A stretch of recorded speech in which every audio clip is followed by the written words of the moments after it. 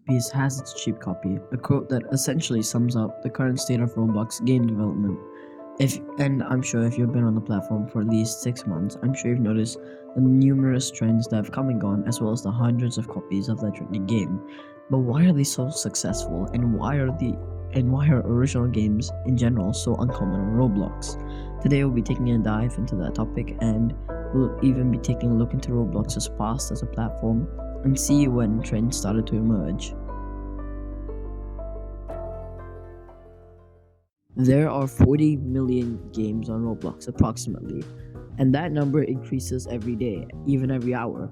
So then you'd say, okay, so then originality, there definitely isn't a shortage of it. Well, yeah, originality isn't really the problem. Almost all developers are really creative and come up with great ideas every single day. The problem is, one, okay, some developers lack experience, and the main thing is getting your game to be popular. To get your game to be popular on Roblox, you need either a famous YouTuber like Flamingo to play it, or you need to advertise it really well, or even try and get a steady base of players first.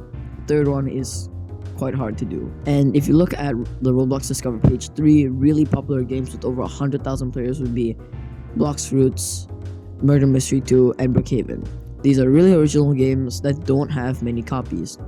But if you look at newer games, for example, the Horror Experience game, or Blade Wall, or even games like Weird Strict Dad, these are games that started trending months ago, and at their peak, they had near 100,000 players. And if you look up Blade Ball now, you'll find an identical copy called Death Ball, which averages near the same amount of players, which is 20,000. Blade Ball has 40,000. And then, for example, when Weird Strict Dad was really popular, a bunch of copies started popping up with just different names but the same plot. And for the horror experience genre, the same thing. The group who made the first few games started making copies of it, and the plot wasn't very different for each game.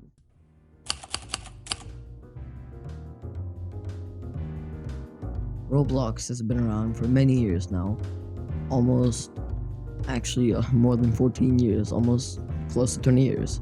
And trends started to emerge around 2010, because if we go back to Roblox's past by using the Wayback Machine, we can see that around July of 2010, trends such as disaster survival started to emerge.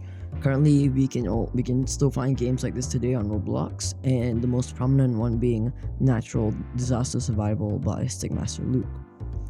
So this just goes to show that trends have been a major part of Roblox's history for the past,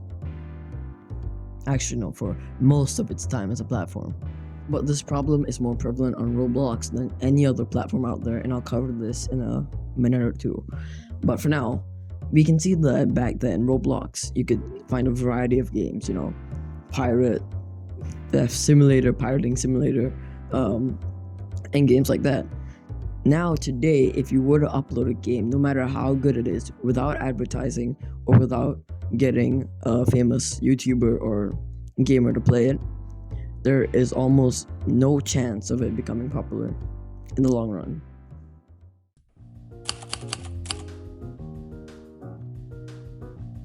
What about other platforms, right? Why don't other platforms suffer from this problem of lack of originality, clones, copies of games as much as Roblox? Two main things, right? One, for example, Steam, it costs money to upload your game, right? And if Roblox had that system, no one would want to pay to upload a copy of a game. It's just not worth it. And two, strict moderation, right? In comparison, right? Roblox's moderation, there are platforms like Roblox out there, for example, Steam. You can upload games and people can get your games, except the only difference is to upload your game on Steam, it costs money. And obviously, if you had to pay to upload your games on Roblox, no one would do it. And also, the second thing is programming, right? Programming and free assets.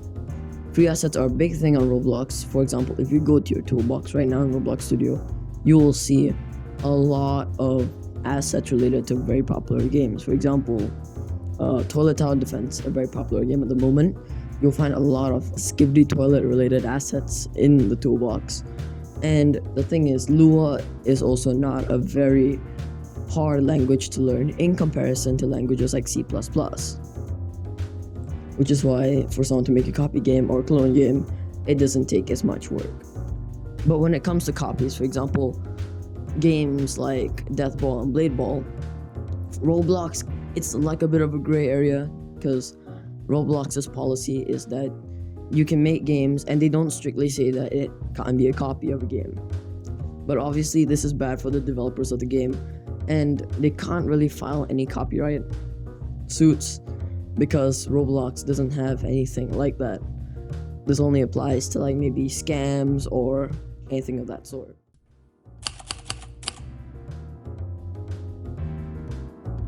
Alright, so the conclusion of this video is, if you feel like you have an original game idea and you want to really make it become successful, it depends, okay? If you're an adult, then take the risk, upload it on Steam, and see if it works out, right?